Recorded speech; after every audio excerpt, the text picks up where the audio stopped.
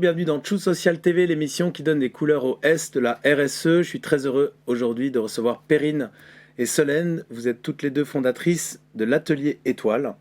L'Atelier Étoile, ça aide les gens à mieux se connaître, à faire des bons choix. C'est un bilan de compétences en fait.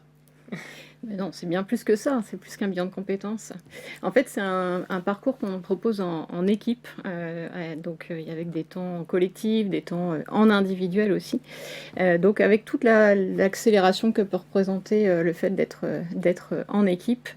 Et puis voilà, pour trouver, l'objectif c'est de trouver sa juste place professionnelle. Et l'idée c'est vraiment de mieux se connaître, comme tu disais Laurent, pour vraiment un effet de changement durable. Et mieux se connaître par le collectif, je crois que c'est ça quand même le fond de votre méthode. Ouais, parce que l'équipe, ça permet à la fois l'effet miroir, quand tu dis quelque chose, je me reconnais en toi, ça permet le feedback. C'est vrai que les participants peuvent se permettre de dire ce qu'ils ressentent.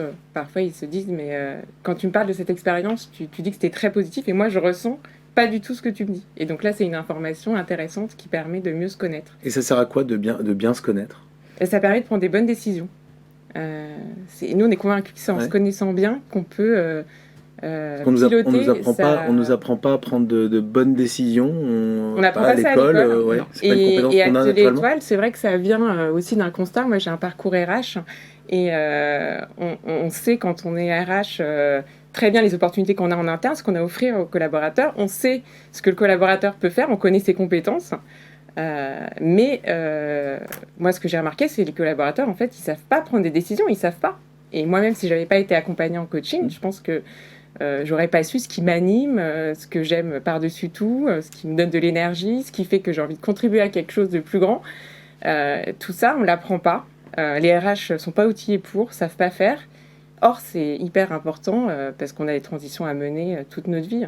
Donc à la différence d'un bilan de compétences où je vais faire pour une fois un bon choix au moment où c'est déjà un peu critique, vous dites non, il faut le faire bien avant, il faut acquérir cette compétence de bien se connaître, de faire des bons choix parce que ça va servir tout le temps en fait. C'est ça, exactement. Nous, c'est vraiment ce qu'on constate. Moi, je prends souvent l'image de tu plonges plus profondément dans la piscine et avec cet élan que ça donne par la suite, en fait, effectivement. Et comme tu dis, on n'est pas obligé de le faire au pied du mur.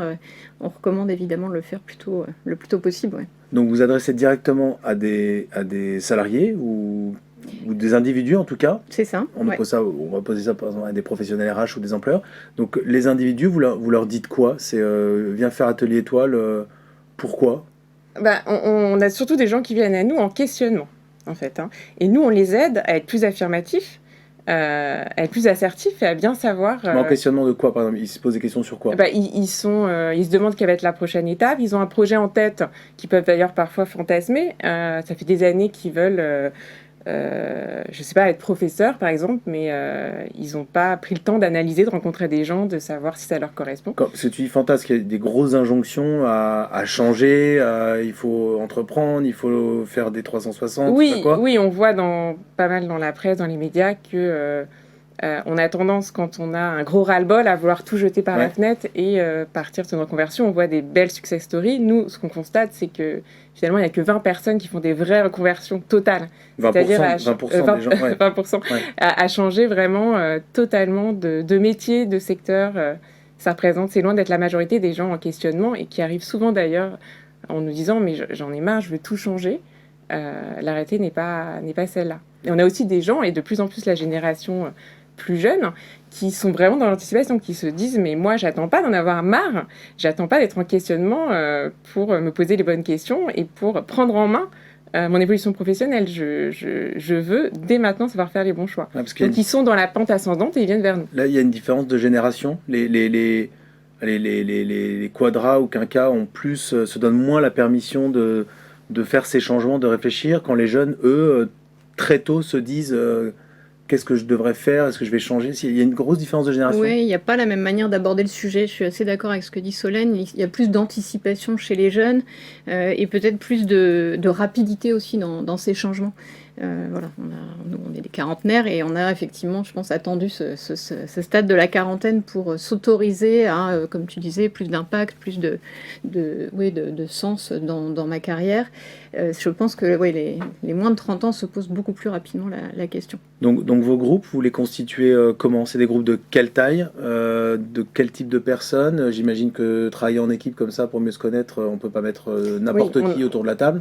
Oui, on a une attention très, très particulière déjà aux participants, parce qu'il y a beaucoup de collectifs. Il y a aussi, on est coach professionnel de l'individuel, des coachings individuels pour aller vraiment dans l'individualisation.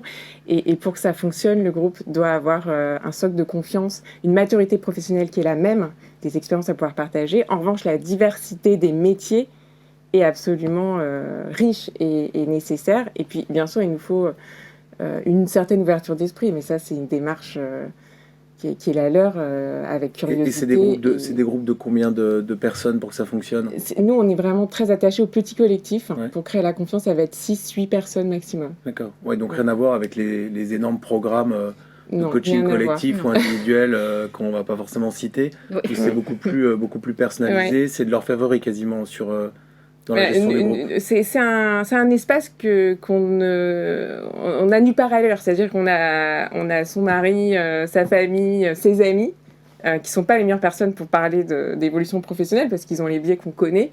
Finalement, les participants ne deviennent pas amis, mais ils nous disent tous qu'ils se créent un lien très particulier entre eux et qui continuent après la fin du parcours, qui fait quand même 4 mois, à se contacter, à se conseiller, à s'entraider, à se soutenir. Parce qu'une des choses principales, c'est finalement, je me rends compte que je ne suis pas le seul ou la seule en questionnement. Ouais, c'est vraiment un des bénéfices du groupe, effectivement, ce soutien. Ils nous le disent souvent. C'est vrai que nous, ça paraît évident qu'ils sont tous dans ces questionnements-là. Et donc concrètement, c'est quoi? C'est sur 4 mois? Oui. Ça ne dure pas 4 mois à temps plein? Non, c'est 4 mois avec des sessions collectives et des coachings individuels. Et il y a plusieurs phases. La première phase, elle est vraiment de reprendre contact avec ce que je sais faire. Ce que je sais faire, c'est finalement, je reprends confiance avec ce que je sais faire, ça me redonne confiance en moi. Là, on est à ce stade dans le bilan de compétences un peu classique, et après, on va beaucoup plus loin. Ensuite, on s'intéresse. Ce que je sais faire, c'est pas forcément ce que je veux faire, donc on va aller chercher ce qui m'anime, ce qui me donne de l'énergie, ce qui me donne envie de me lever le matin. On va rêver à ce moment-là, on va s'autoriser à rêver. Et puis, on va aussi aller voir les zones d'ombre. Oui, on va travailler sur les besoins, quel est l'environnement professionnel idéal pour moi, mais aussi mes peurs, mes blocages, ce qui fait que je me retrouve dans des situations répétitives, ce qui fait que je subis, en fait. Beaucoup nous disent, mais finalement, quand je revois toute mon évolution, j'ai pas choisi, en fait. On a choisi pour moi, donc c'est quand même... c'est des sauts de conscience importants. Et après, évidemment, on est dans le concret. On identifie un projet clair, et là, on y va, on teste, on expérimente. Derrière, il y a quand même... Ils doivent faire des choses, ils doivent prendre des décisions suite à l'atelier étoile. Le but, c'est vraiment d'être dans la mise en action à l'issue de tout ça, bien sûr. Ouais, c'est comme dit Solène, c'est pas juste un test de personnalité. Non, quoi. Absolument pas. Non, ils repartent avec effectivement une idée plus ou moins précise. Évidemment, il y a des degrés de maturité qui sont très différents à la fois à l'entrée et à la sortie du parcours, mais l'idée, c'est vraiment d'avoir des choses très concrètes. Des plans d'action. Et alors concrètement, tu disais 20%... change complètement d'orientation. Ça veut dire quand même il y a 80% des gens qui font atelier étoile qui ils confirment leur projet, ils réajustent un petit peu. Il y a à peu près il y a 40% à peu près qui changent un ingrédient important dans l'équation, effectivement, soit de changer d'entreprise, soit de changer le statut aussi, passer de salarié à freelance, etc. Et puis il y a aussi 40% qui font ce qu'on appelle des réengagements éclairés, c'est-à-dire que ils réalisent qu'ils sont très bien là où ils sont, que dans leur boîte, dans leur job. Et voilà, donc c'est vrai que le but d'Atelier Étoile, c'est vraiment de remettre les gens en action, en responsabilité aussi. Donc c'est vrai que ça, pour les entreprises, c'est hyper positif, ça réengage leurs collaborateurs.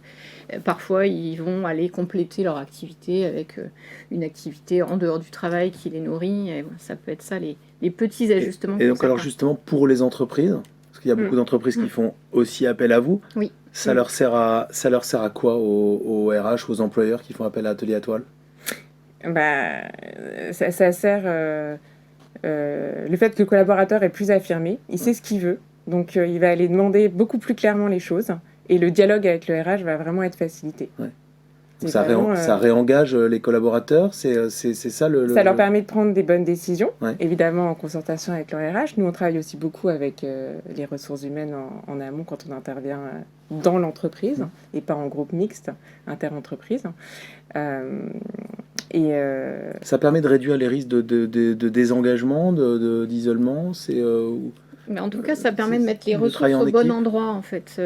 Effectivement, si voilà, tu as une super compétence et qui n'est pas exploitée, c'est en effet source de désengagement, voire burn-out, bore-out, effectivement. Donc là, voilà, il y a vraiment une reprise de conscience de ces ressources, de ces talents. Il y a des employeurs qui vous disent ça me fait peur, peut-être vous allez faire se poser plein de questions à mes collaborateurs, ça va être le bazar, ils vont tous partir. Il y en a effectivement entendez ça qui peuvent avoir peur que les collaborateurs partent, mais c'est vraiment à la marge. C'est à la marge. Et puis, l'objectif est d'avoir des collaborateurs engagés. Donc là, on est plutôt, à travers Atelier Étoile, à travailler l'affirmation, l'engagement. Vous faites le pari qu'en se connaissant mieux, votre pari c'est qu'en se connaissant mieux, les collaborateurs à l'intérieur de l'entreprise vont mieux travailler en équipe, Complètement. mieux affirmer leurs choix. Et effectivement, c'est ça le pari. Ça c'est important, c'est que on développe à la fois la capacité à travailler en équipe, la capacité à faire des choix pour le long terme, pas que pour d'ailleurs le projet professionnel, mais dans les choix de son métier au quotidien. On travaille le leadership quelque part. Et la collaboration très fortement. Et le feedback, et le pitch. Enfin, il y a vraiment plein de soft skills qu'on développe. Voilà. C'est les bénéfices collatéraux de l'atelier Étoile, effectivement. Ouais. Bon, merci beaucoup. En tout cas, si vous êtes en quête de sens, en volonté de transformer votre parcours ou juste dans un prochain choix professionnel, vous pouvez faire appel à Atelier Étoile. Merci beaucoup, Perrine et Solène, d'avoir été avec nous aujourd'hui. Bonne journée. Merci beaucoup. Merci.